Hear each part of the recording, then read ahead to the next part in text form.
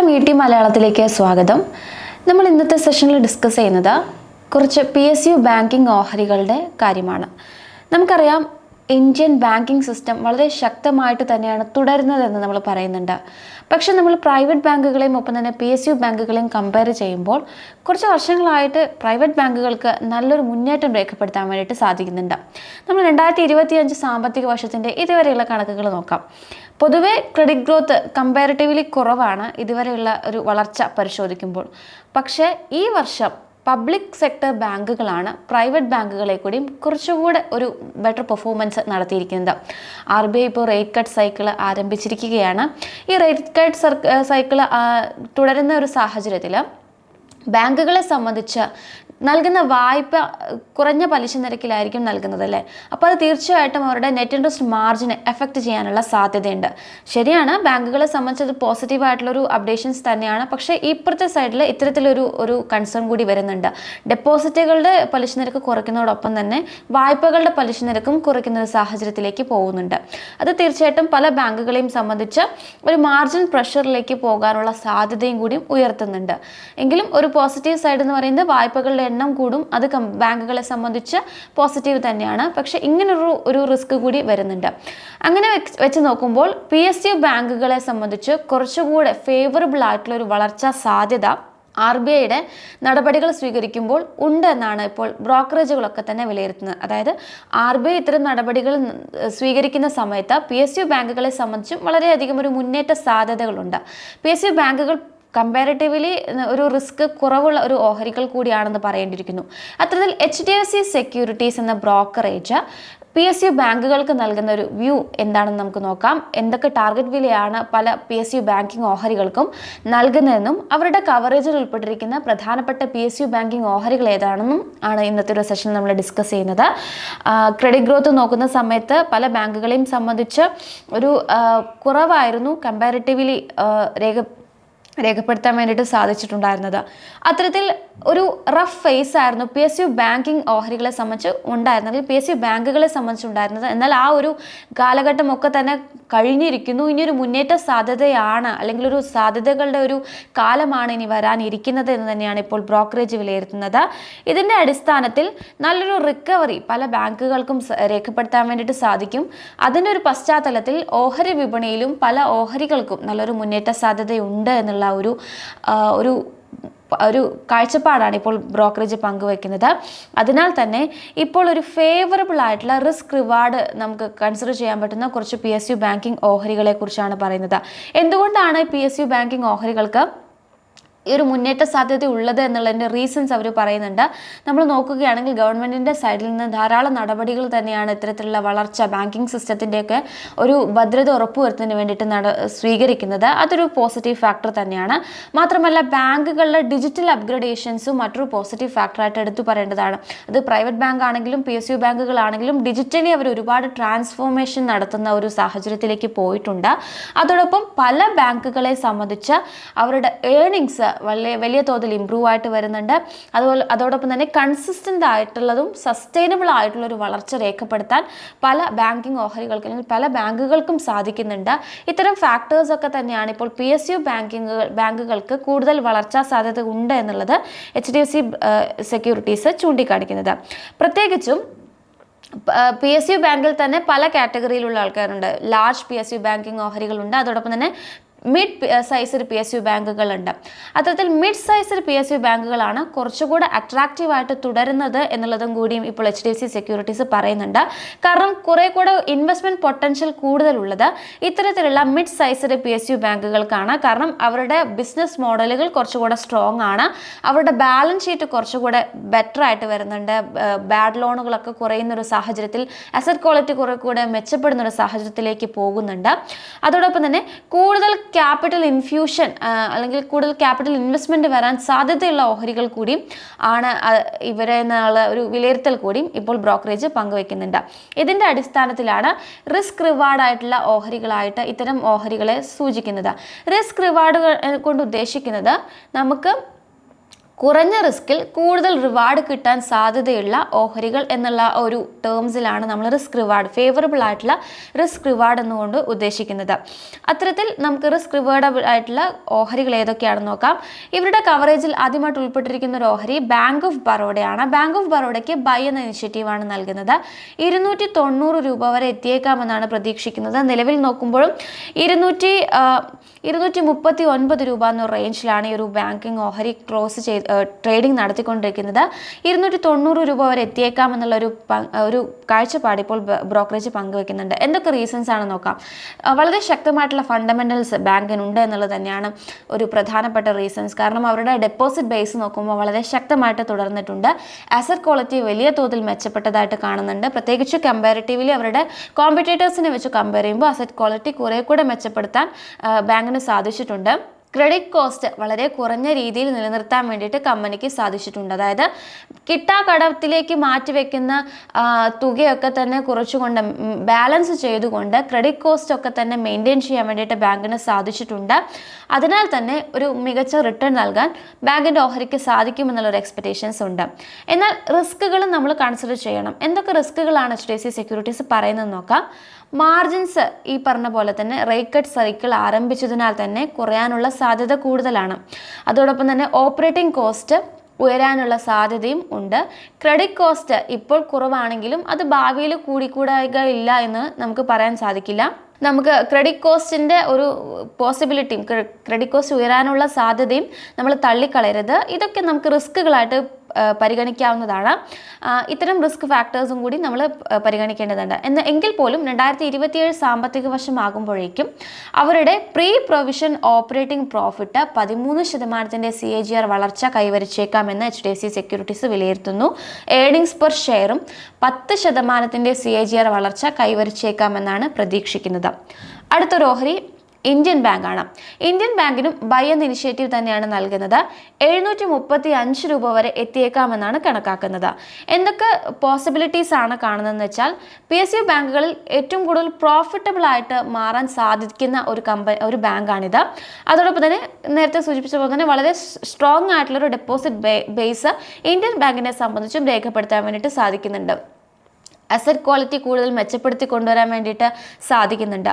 പക്ഷേ മറ്റ് ബാങ്കുകളെ വെച്ച് നോക്കുമ്പോൾ വളർച്ച പൊതുവെ ഒരു കുറഞ്ഞ ഒരു ബാങ്ക് കൂടിയാണ് ഇന്ത്യൻ ബാങ്ക്. കാരണം അവരെ സംബന്ധിച്ച് കോമ്പറ്റീറ്റേഴ്സിനെ വെച്ച് നോക്കുമ്പോൾ പൊതുവെ ഒരു സ്ലോ പേസിലാണ് അവർ വളർന്നുകൊണ്ടിരിക്കുന്നത്. ഇതാണൊരു റിസ്ക് ആയിട്ട് ഇപ്പോൾ കാണിക്കുന്നത്. എങ്കിലും 2027 ഒരു ഔട്ട്ലുക്ക് പങ്കുവെക്കുമ്പോൾ ചില മാർജിൻ പ്രഷർ ഫേസ് ചെയ്യാനുള്ള സാധ്യത നമ്മൾ തള്ളിക്കളയരുത്. കാരണം ഈ ഇൻട്രസ്റ്റ് റേറ്റ് കുറയ്ക്കുമ്പോൾ സ്വാഭാവികമായിട്ടും മാർജിൻ പ്രഷർ വരാനുള്ള സാധ്യതയും ഉണ്ട്. ക്രെഡിറ്റ് കോസ്റ്റ് ഉയരാനുള്ള സാധ്യത നമ്മൾ തള്ളിക്കളയരുത്.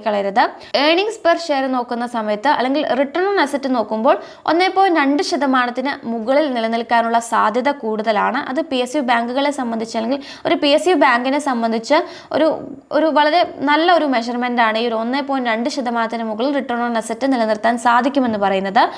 CAGR ഏർണിംഗ് CAGR നോക്കുമ്പോൾ 10% വളർച്ച കൈവരിച്ചേക്കാമെന്നുള്ളൊരു എക്സ്പെക്റ്റേഷൻസ് ആണ് HDFC സെക്യൂരിറ്റീസ് പങ്കുവെക്കുന്നത്.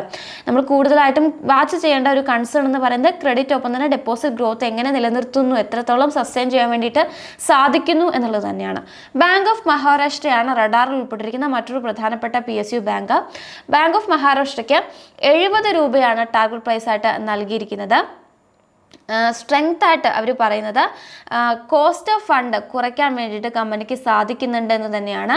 അതോടൊപ്പം തന്നെ മാർജിൻ നോക്കുന്ന സമയത്ത് കൂടുതൽ പ്രോഫിറ്റ് ഏൺ ചെയ്യാൻ വേണ്ടിയിട്ട് കമ്പനിക്ക് സാധിക്കുന്നുണ്ട്. കൊടുക്കുന്നതിനേക്കാൾ ലെൻഡിങ്ങിനേക്കാളും കൂടുതൽ ഡെപ്പോസിറ്റ് രേഖപ്പെടുത്തുന്നത് വഴി മാർജിൻ ഉയർത്താൻ വേണ്ടിയിട്ട് കമ്പനിക്ക് സാധിക്കുന്നുണ്ട്.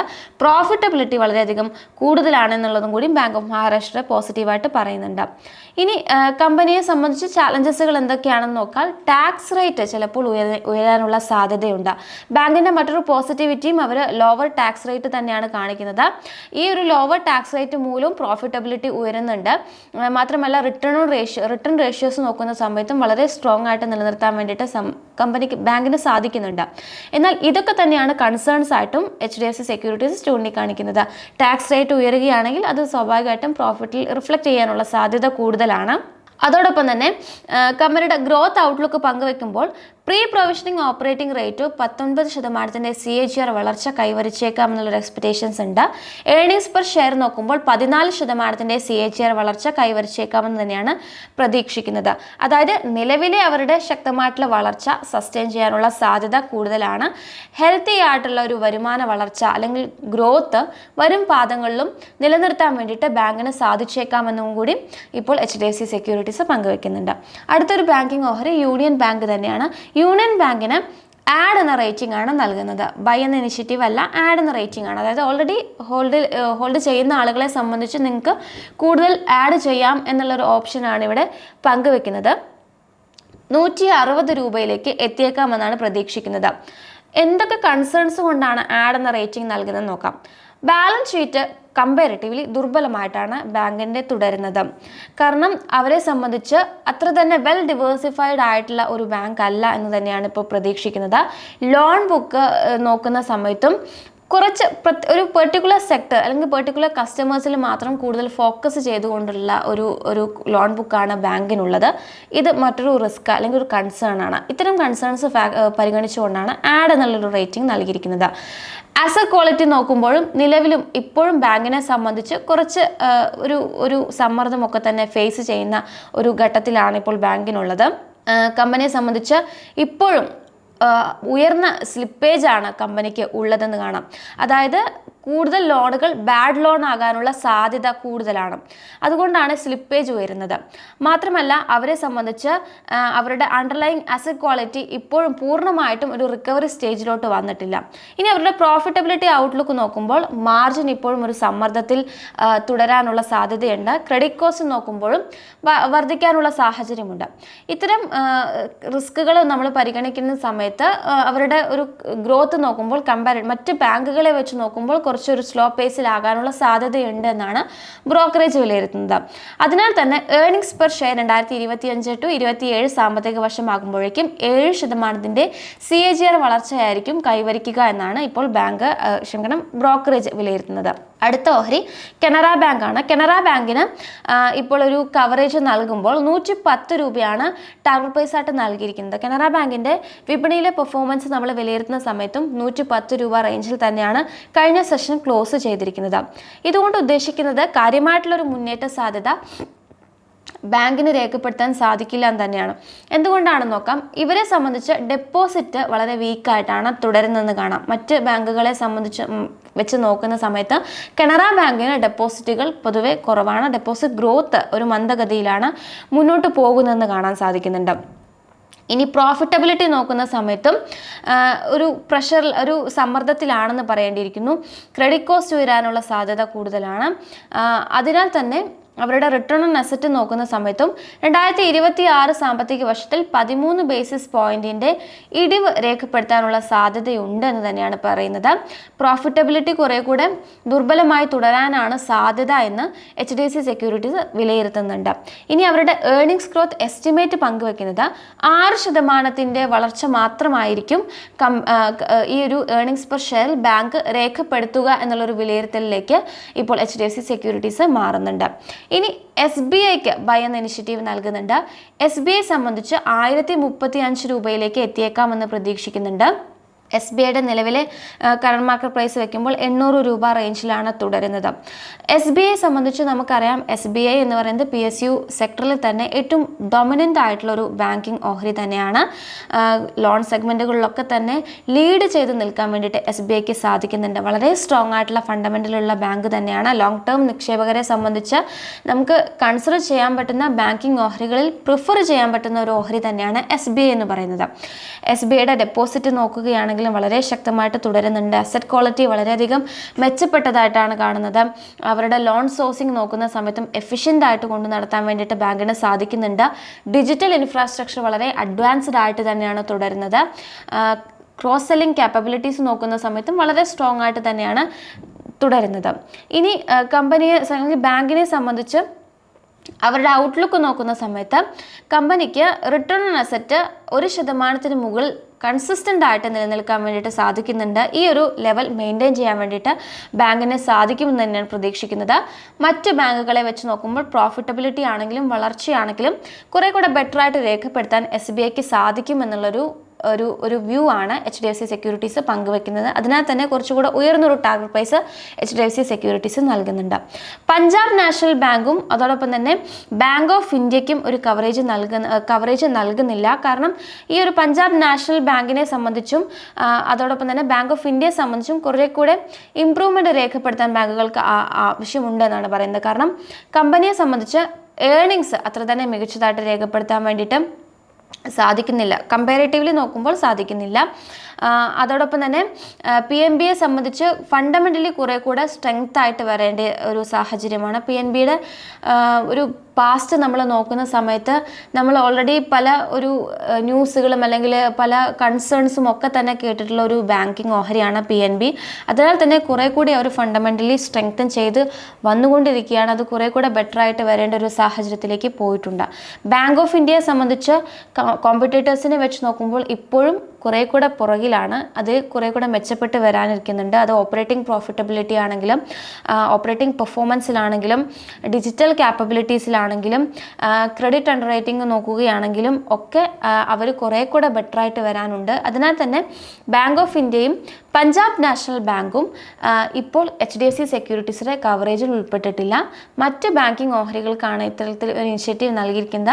ആഡ് എന്ന സ്റ്റാൻസ് നൽകിയിട്ടുള്ള 2 ഓഹരികളാണുള്ളത്. അത് ഓൾറെഡി നമ്മൾ പറഞ്ഞു, കനറ ബാങ്ക് അതിൽ ഉൾപ്പെട്ടിട്ടുണ്ട്. കനറ ബാങ്കിന് നിലവിലുള്ള ആ ഒരു പ്രൈസ് തന്നെയാണ് അവർ ടാർഗറ്റായിട്ട് നൽകിയിരിക്കുന്നത്.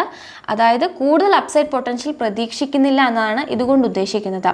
മറ്റ് ഓഹരികൾക്ക് ബൈ എന്ന ഇനിഷ്യേറ്റീവ് തന്നെയാണ് നൽകുന്നത്. അതിൽ SBI തന്നെയാണ് കൂടുതലും ഒരു പ്രിഫർ ചെയ്യുന്ന ഒരു ബാങ്കിങ് ഓഹരി എന്ന് പറയേണ്ടിയിരിക്കുന്നു. സോ നമുക്ക് ഈ ബാങ്കിങ് ഓഹരികൾ നമുക്ക് പരിഗണിക്കാവുന്നതാണ്. തീർച്ചയായിട്ടും എപ്പോഴും പറയുന്ന പോലെ ഇത് ബ്രോക്കറേജ് നൽകിയിട്ടുള്ള വ്യൂ ആണെങ്കിൽ പോലും നമ്മൾ ഒരു ഇൻവെസ്റ്റ്മെൻറ്റിനായിട്ട് പരിഗണിക്കുന്ന സമയത്ത് തീർച്ചയായിട്ടും വിദഗ്ധ നിർദ്ദേശം സ്വീകരിക്കേണ്ടതാണ്.